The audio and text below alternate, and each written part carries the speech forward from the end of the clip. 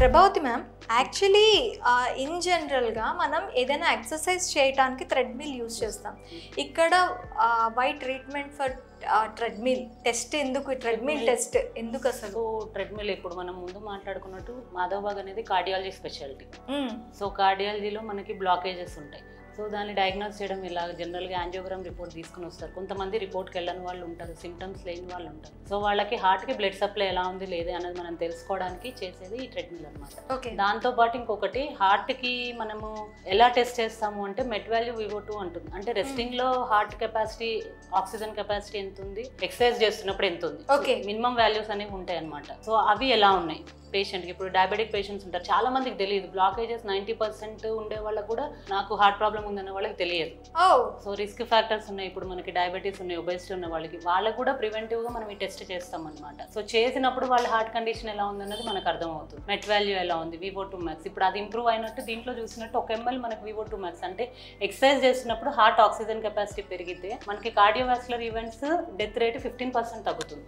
Okay, మన ఏంటి అంటే మీరు నార్మల్ ఇన్ జనరల్ గా యూజ్ చేసే టెస్ట్లతో పాటు ఈ టెస్ట్లు కూడా చేస్తాం అవసరం. ఎందుకంటే బాడీలోని హార్ట్ పెర్ఫార్మెన్స్ ఎలా ఉంటుందో డైరెక్ట్ గా తెలుస్తుంది. డైరెక్ట్ తెలుసుకోవడానికి హార్ట్ కి బ్లడ్ సప్లై సరిగ్గా అవుతుందా లేదా. ఓకే, సో ఇస్కీమియా అంటాం అనమాట. అంటే హార్ట్ కి బ్లడ్ సప్లై సరిగ్గా లేకపోయే కండిషన్ ఇస్కీమియా అంటాం. అది ఉందా లేదా, సో సప్లై బాగుందా లేదా, హార్ట్ ఫంక్షనింగ్ బాగుందా లేదా, టోటల్ బాడీ కరెక్ట్ గా సప్లై చేస్తుందా లేదా. సో ప్రివెంటివ్ గా ఫస్ట్ మనం వచ్చినప్పుడు చేస్తాం ఒకటి. అండ్ మోర్ ఓవర్ ఇప్పుడు మనం చెప్పాను ట్రీట్మెంట్స్, బ్లాకేజెస్ ట్రీట్మెంట్స్ అవి ఉన్నాయి. సో ట్రీట్మెంట్ చేసిన తర్వాత ఎంత డిఫరెన్స్ వచ్చింది. ఓకే, సో ఇప్పుడు పేషెంట్ డ్యూరేషన్ ఆఫ్ టైం ఎలా ఉంటుంది? ఇప్పుడు ఇది 15 minutes అండి మనకి చేసేది. ఇప్పుడు బయట ట్రెడ్మిల్ వేరు, ఇది ఏంటంటే ఇది కూడా మనము తయారు చేసుకున్నది. మెషిన్ ది సాఫ్ట్వేర్ అంతా కూడా మనకే ఉంటుంది అనమాట. సో స్పీడ్, ఇన్క్లినేషన్ అనేది కూడా అంతా ఫిక్స్డ్ ఉంటుంది మన దగ్గర. ఓకే, సో దీని ప్రకారం customised for the Madhavbaug patients. Okay, so చేసినప్పుడు సో స్టార్టింగ్ పేషెంట్స్ ఇది 15 minutes ఉంటుంది మనకి టెస్ట్ అనేది. సో పేషెంట్స్ కొంతమంది 6 minutes నడవచ్చు, 9 minutes నడవచ్చు. సో పోస్ట్ ట్రీట్మెంట్ 6 minutes నడిచిన వాళ్ళు 15 minutes కూడా నడుస్తారు మనకి. మన రిజల్ట్ అనేది ఎంతసేపు వాళ్ళు నడవగలుగుతున్నారు అనేది కూడా ట్రీట్మెంట్ లో ఒక భాగం. సో ఎంత ఇంప్రూవ్మెంట్ వచ్చింది అనేది కూడా మనం అసెస్ చేయొచ్చు దీంతో. సో ఫస్ట్ ఏ కండిషన్ లో ఉన్నారు పేషెంట్ కూడా కాన్ఫిడెన్స్ వస్తుంది. సో ట్రీట్మెంట్ చేయించుకున్నాను, సో ప్రతిసారి యాంజియోగ్రామ్ పంపించలేం పేషెంట్ ని మనం. బ్లాకేజెస్ తగ్గాయా లేదా వాళ్ళకే ఒక డౌట్ ఉంటుంది, కాన్ఫిడెన్స్ రాదు. సో ట్రీట్మెంట్ చేసుకున్నాము ఎలా ఉంది అని. సో దీంట్లో పేషెంట్ ఫస్ట్ ఒక 10 నిమిషాలు నడిచిన వాళ్ళు 15 నిమిషాలు నడిచారు అనుకోండి, ఆటోమేటిక్గా వాళ్ళకే కాన్ఫిడెన్స్ వస్తుంది. ఎస్ నాకు హార్ట్ ప్రాబ్లం తగ్గింది.